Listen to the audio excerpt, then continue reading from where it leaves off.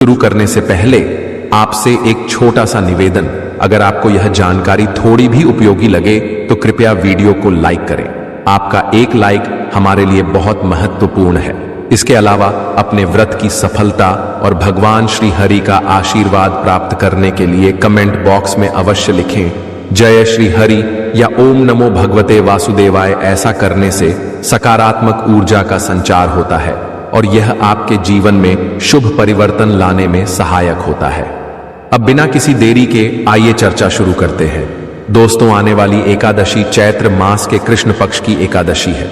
होली के बाद चैत्र का महीना शुरू हो जाता है और इस महीने की एकादशी को पाप मोचनी एकादशी कहा जाता है।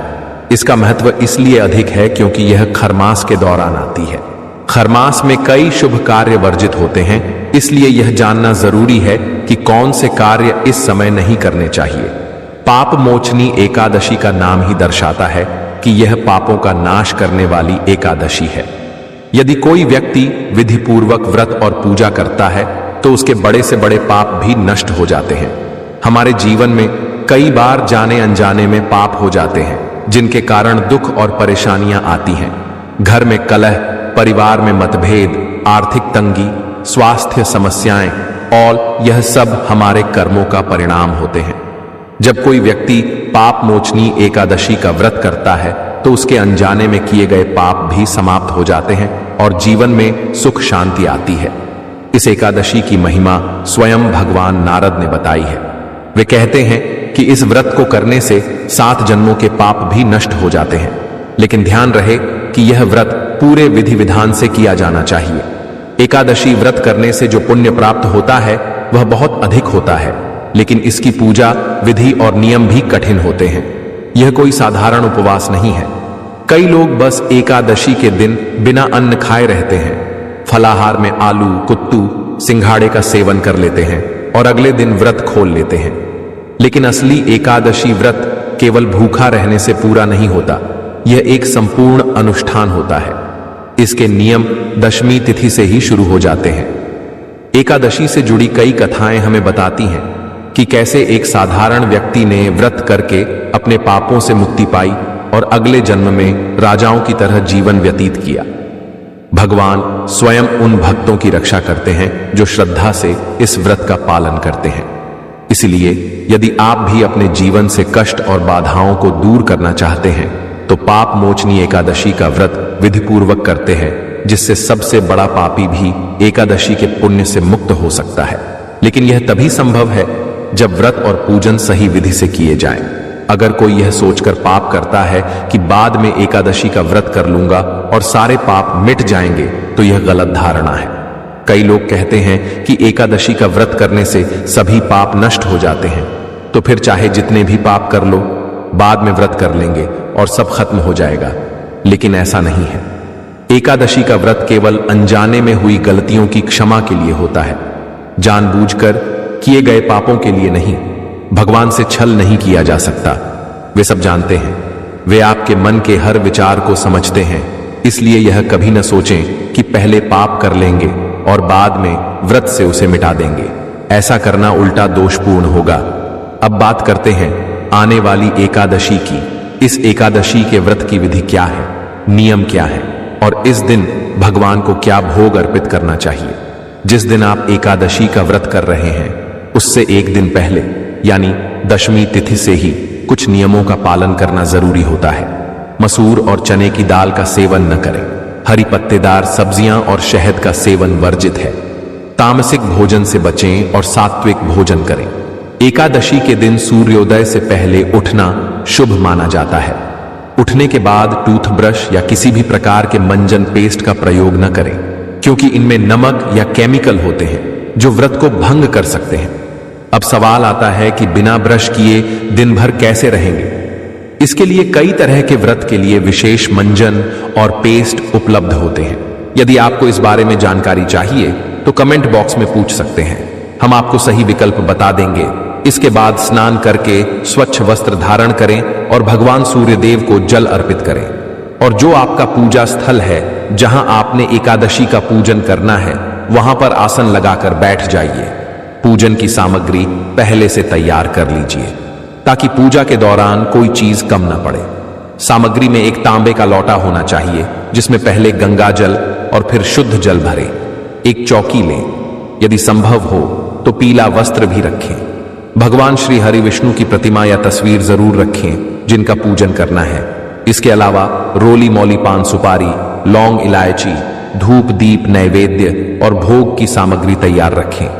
एकादशी के दिन भगवान को भोग में क्या अर्पित करना चाहिए? अगर संभव हो तो पाप मोचनी एकादशी पर आम का भोग लगाएं, यह उत्तम माना जाता है। पीले रंग के आम का भोग विशेष फलदायी होता है। अगर आम उपलब्ध न हो तो कोई भी मिठाई या मिश्री अर्पित कर सकते हैं। अगर जानू मिले तो उसे भी भोग में शामिल करें, क्योंकि इसका भी महत्व बताया गया है। मां तुलसी का पूजन भी इस दिन श्रेष्ठ माना जाता है। अगर आपके पास तुलसी का पौधा हो तो उसे पूजा स्थल पर जरूर रखें। सारी सामग्री एकत्र करने के बाद पूजा स्थल पर आसन लगाकर पूर्व दिशा या उत्तर दिशा की ओर मुख करके बैठें। यह सबसे उत्तम दिशा मानी जाती है। सबसे पहले पूजा स्थल और सामग्री का शुद्धिकरण करें। एक पुष्प लें और तांबे के लोटे में जो जल भरा है उसमें गंगा जल मिलाकर रखें। फिर उस जल को लेकर पूजा स्थल और सामग्री पर हल्के छींटे दें, जिससे स्थान और सामग्री शुद्ध हो जाए।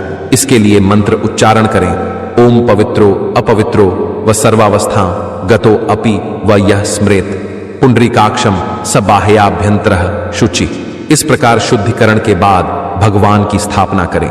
भगवान की तस्वीर या प्रतिमा को चौकी पर स्थापित करें। यदि चौकी हो तो उसे पीले वस्त्र से ढकें, उस पर पुष्प रखें और फिर भगवान की मूर्ति या तस्वीर को प्रेम पूर्वक स्थापित करें। मन ही मन भगवान से निवेदन करें कि प्रभु, हम आपको यह आसन अर्पित कर रहे हैं, कृपया इस पर विराजमान हो। इसी प्रकार माता तुलसी का गमला जहां रखें वहां भी पुष्प रखें और माता तुलसी से निवेदन करें कि वे विराजमान होकर पूजा ग्रहण करें। स्थापना के बाद आपको भगवान को तिलक लगाना है। दीपक जहां रखेंगे वहां पर पहले पुष्प रखना है और उसी के ऊपर दीपक को विराजमान करना है। यह दीपक हमारी पूजा के साक्षी होते हैं। अग्निदेव साक्षी माने जाते हैं, इसलिए पूजा के समय इन्हें प्रज्वलित किया जाता है ताकि ये हमारे साक्षी बने।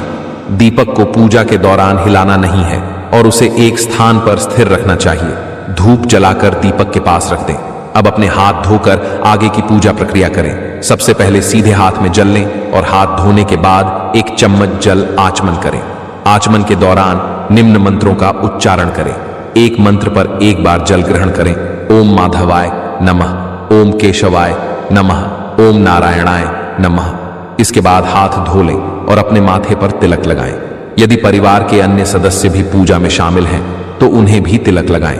मौली बांधें और व्रत करने का संकल्प लें। संकल्प लेने के लिए सीधे हाथ में जल लें और साथ में एक सिक्का रखें। आप इच्छानुसार अधिक दक्षिणा भी रख सकते हैं। किसी भी व्रत में संकल्प लेना आवश्यक होता है। संकल्प से ही आपके पुण्य आपके नाम से एकत्रित होते हैं। इसे सरल शब्दों में समझें तो जैसे किसी बैंक खाते में पैसा जमा करने के लिए जानकारी दी जाती है, वैसे ही संकल्प के माध्यम से आपके पुण्य आपके आध्यात्मिक खाते में जुड़ते हैं। संकल्प में बताया जाता है कि आप कौन हैं, कहां बैठे हैं, किस उद्देश्य से यह व्रत कर रहे हैं और इसके साक्षी कौन हैं। इससे ही व्रत का फल मिलता है। संकल्प आरंभ करें। 3 बार बोलें, ओम श्री विष्णु, ओम श्री विष्णु, ओम श्री विष्णु। इसके बाद अपना नाम, गोत्र, जिस स्थान पर बैठे हैं उसका पता, मकान नंबर, क्षेत्र का नाम, शहर का नाम। फिर बोले, मैं इस कृष्ण पक्ष की एकादशी व्रत का संकल्प लेती हूं। भगवान वासुदेव के आशीर्वाद से मुझे आयु, आरोग्य, धन संपत्ति और परिवार सुख प्राप्त हो। भगवान विष्णु एवं माता तुलसी की कृपा मुझ पर बनी रहे। इसके बाद संकल्प के जल को भगवान के चरणों में अर्पित कर दें। अब संकल्प को भगवान के चरणों में अर्पित करें, भगवान को प्रणाम करें और पूजन में आगे बढ़ें। सबसे पहले भगवान श्री हरि विष्णु का पूजन होगा। एक और महत्वपूर्ण बात, एकादशी के दिन कलश पूजन का भी विधान है, लेकिन यह हर एकादशी पर अनिवार्य नहीं होता। कुछ विशेष एकादशियों पर ही कलश पूजन किया जाता है। उदाहरण के लिए पिछली एकादशी पर पूर्ण कुंभ का विधान था, उससे पहले घड़े का विधान था और हमने आपको वह विधि बताई थी। इस एकादशी पर विशेष रूप से कलश पूजन का अनिवार्य विधान नहीं है। लेकिन यदि आप रखना चाहें तो कलश रख सकते हैं। कलश पूजन की विधि हमने पहले भी बताई है। फिलहाल हम केवल भगवान विष्णु और माता तुलसी का पूजन करेंगे, क्योंकि इस एकादशी पर विशेष रूप से इनकी पूजा का महत्व है। भगवान विष्णु को अर्घ्य और जल अर्पित करेंगे। यदि आपके पास भगवान की प्रतिमा है तो उसे किसी पात्र में रखें, जैसे कोई थाली या कटोरी, ताकि जब आप जल अर्पित करें तो वह इधर उधर न बहे। जो लोग तस्वीर पर पूजन कर रहे हैं वे भी कोई पात्र रख सकते हैं जिसमें पूजा का जल और सामग्री अर्पित की जा सके। इससे पूजन की सामग्री और जल व्यर्थ नहीं जाएगा। सबसे पहले भगवान के चरणों में जल अर्पित करें। एक चम्मच जल लें और बोलें ओम पद्यम समर्पयामि। जो लोग प्रतिमा पर पूजन कर रहे हैं वे प्रतिमा को जल अर्पित करें। जो लोग तस्वीर पर पूजन कर रहे हैं वे जल को सामने रखे पात्र में डालें। फिर अगला चरण करें ओम अर्घ्यम समर्पयामि, ओम आचमनीयम समर्पयामि। अब भगवान का स्नान कराएंगे। प्रेम पूर्वक एक चम्मच जल लें और भगवान को स्नान कराएं। यदि आप प्रतिमा पर पूजन कर रहे हैं तो अभिषेक भी कर सकते हैं, ठीक वैसे ही जैसे शिवलिंग पर जल चढ़ाया जाता है। आपके पास गंगा जल मिला हुआ जल हो वही भगवान को चढ़ाएं और बोलें ओम नरम जन्म समर्पयामि। स्नान कराने के बाद पंचामृत स्नान करेंगे। इसके लिए पंचामृत तैयार करें। पंचामृत बनाने के लिए दूध, दही, घी, शक्कर और गंगा जल लें। एकादशी के दिन हम स्वयं शहद का सेवन नहीं करते, इसलिए भगवान को भी शहद अर्पित नहीं करना चाहिए। जो लोग तस्वीर पर पूजन कर रहे हैं वे पंचामृत को पुष्प पर लगाकर भगवान के सामने अर्पित करें।